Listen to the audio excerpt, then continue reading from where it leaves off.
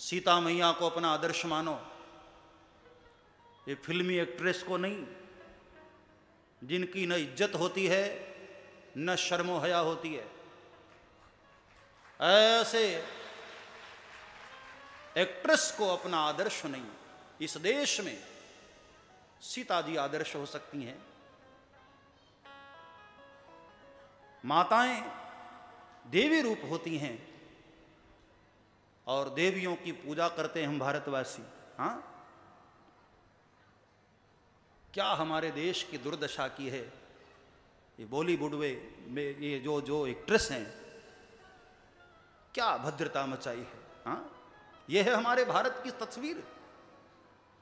और अभी एक घटना पर मैं और आपको निवेदन करूं, ये बहुत बड़ा षड्यंत्र चल रहा है चारों तरफ से, हमारे धर्म को तोड़ने की, हमारे समाज को तोड़ने की और हम सबको नीचा दिखाने की बहुत बड़ा षड्यंत्र चल रहा है। आप सब इतने लोग यहां उपस्थित हैं और बोलना हमारा कर्तव्य है, धर्म है, इसलिए आपको बोलना मुझे जरूरी लग रहा है। ऐसी फिल्में कभी मत देखो जिसमें तुम्हारे साधु संतों का, तुम्हारे देवताओं का, तुम्हारे धर्म का मजाक उड़ाया जाता हो। ऐसे फिल्मों को बायकॉट करो, नहीं चाहिए मुझे ऐसी फिल्में। ये 2 टके का भाड़े का एक एक्टर हमारे भगवे रंग को गाली दे रहा है। हाँ, तिरंगे में एक रंग भगवा भी है, केसरिया भी वो रंग है, तो भूल गया है।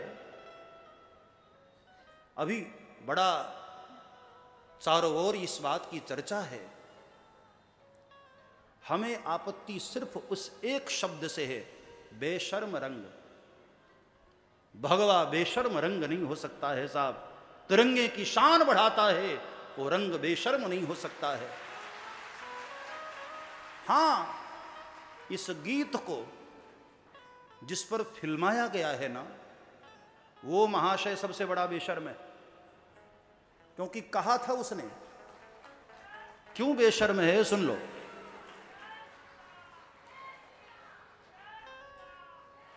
हाँ, बस रुको जरा।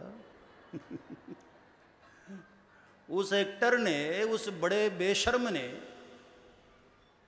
घोषणा की थी कि केंद्र में भारतीय जनता पार्टी आ गई तो मैं भारत देश छोड़ दूंगा। लेकिन अभी भी वो बेशर्म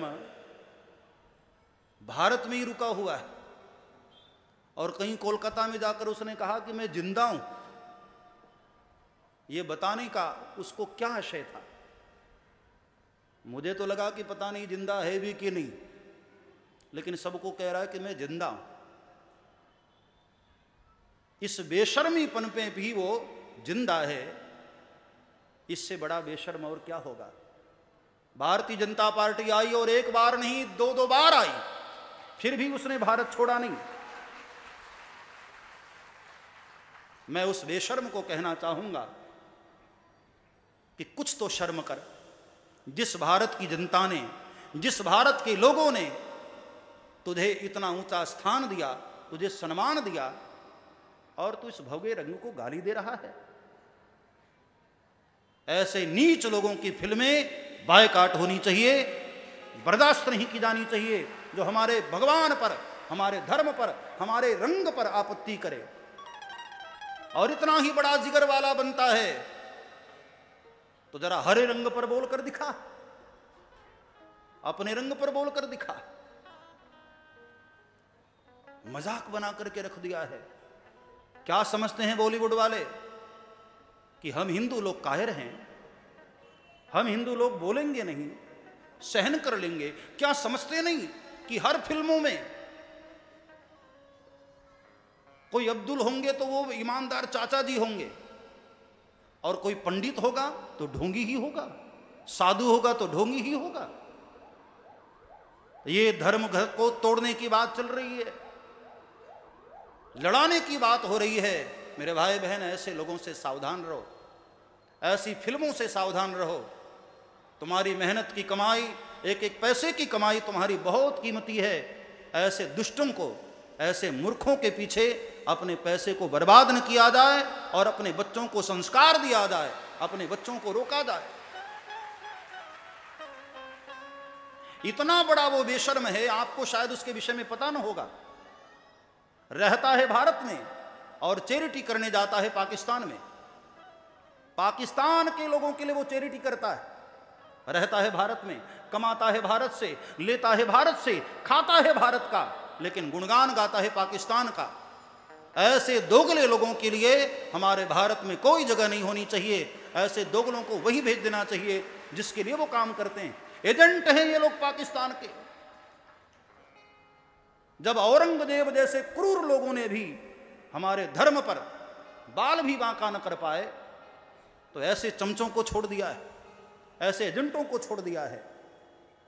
मैं भारत के युवाओं को प्रार्थना करूं कि ऐसे मूर्खों को अपना आदर्श मानने से अच्छा है भगवान राम को आदर्श मानो, हमारे महाराणा प्रताप को, हमारे शिवाजी महाराज को अपना आदर्श मानो। ऐसे 2 टके के लोगों को आदर्श मानते हो, सिर मोर बना करके रखे हो। मैं भारत की युवा पीढ़ी को प्रार्थना करूं, ऐसे लोगों से सावधान रहो। ये लोग हमारे देश में रहते हैं, हमारा ही खाते हैं और हमारे पीछे ही भीतरघात करते हैं, नफरत करते हैं लोग हमसे। इसलिए ऐसे लोगों से हमें सावधान होना चाहिए। हम भारतवासी जहां तक होता है सहन करते हैं, लेकिन जब हद से ऊपर बात उठे ना, तो महाभारत की लड़ाई भी लड़ने वाला देश यही भारत देश है, जिसने दुनिया को दिखा दिया कि हम कायर नहीं हैं। सठे साठ्यम समातरे, 60 के साथ फिर 60 जैसा ही व्यवहार करेंगे। मैं किसी विशेष धर्म की बुराई नहीं कर रहा हूं, ध्यान देना। मैं व्यक्ति विशेष के लिए कह रहा हूं जिसके मन में पाप भरा है, जिसके मन में वैमनस्यता भरी है। ऐसा नहीं कि हर कोई बुरा ही है। अब्दुल कलाम जैसे राष्ट्रपति भी हमारे देश के हुए जिन्होंने भारतवर्ष के लिए कुछ किया। डॉक्टर एपीजे अब्दुल कलाम साहब, ऐसे लोगों को वंदन भी करता हूं मैं। लेकिन ऐसे दुष्टों को, जिनके मन में जहर भरा हुआ है, ऐसे लोगों को हमारे भारत में कोई स्थान नहीं होना चाहिए। मैं सोशल मीडिया के माध्यम से देश के युवाओं को प्रार्थना करूं कि ऐसे मांसाहारियों को, जिनको पैसे मिले तो कपड़े नहीं, कुछ उतारने को जो तैयार हो जाते हैं, ऐसे लोगों को अपना आदर्श मानते हो। शर्म आनी चाहिए देश के युवाओं को। आदर्श मानना है तो सरदार भगत सिंह को अपना आदर्श मानो, जिसने भरी युवानी में अपने आप को राष्ट्र पर कुर्बान कर दिया। क्या वीर पुरुष रहा होगा, हाँ? ऐसे महापुरुषों को अपना आदर्श मानो। अरे ऐसे कर्म करो मेरे भाई, तुम्हारी मां की कोख भी धन्य हो जाए। भगत सिंह की माता भी अपने कोख पर गर्व करती होगी कि मैंने ऐसे भगत सिंह को जन्म दिया जिसने राष्ट्र में अपना नाम अमर कर दिया। और जो लोग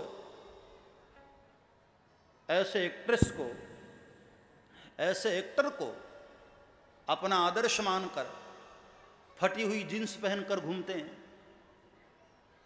उनकी मां को क्या लगता होगा कि मैंने कैसा मूर्ख पैदा किया है, हाँ? अच्छे खासे कपड़े फाड़कर घूम रहे, इतनी अच्छी शक्ल भगवान ने दी है, बिगाड़ कर घूम रहे। एक आदमी को मैंने देखा बालों में ऐसे उसने कटिंग कराई है। मैंने कहा भाई ये क्या हुआ तुझे? बोले गजनी कट है ये। मैंने कहा भला हो तेरी गजनी कट का, बंदर बना घूम रहा है। इतनी अच्छी शक्ल भगवान ने दिया, यहां से पतली दाढ़ी आई है और यहां आकर के बड़ी मक्खी दाढ़ी। मैंने कहा इससे तो अच्छा जिंदा ही मक्खी बिठवा लेता। क्या हालत बना करके रख दी हम लोगों ने, हाँ? इतना सुंदर हमारा देश, इतनी सुंदर यहां की संस्कृति, और हम लोगों ने इन मूर्खों के चक्कर में पड़कर रामकृष्ण को भुला दिया और इन मूर्खों को हमने आदर्श मानना शुरू कर दिया। जो लोग पीठ पीछे छुरा लेकर के खड़े हैं, बार बार हमारे धर्म पर ही आक्रमण कर रहे, बार बार हमारे धर्म को ही नीचा दिखाने का प्रयास कर रहे। मैं भिलाई के लोगों को प्रार्थना करूं कि ऐसे लोगों की फिल्में ना तो देखोगे और न ही अपने बच्चों को देखने दोगे। अरे हिंदू हैं साहब, थोड़ा जागो, सोते रहोगे तो ये भेड़िए आकर के हमारे बच्चों को भी बर्बाद कर देंगे। इसलिए सावधान रहो ऐसे लोगों से।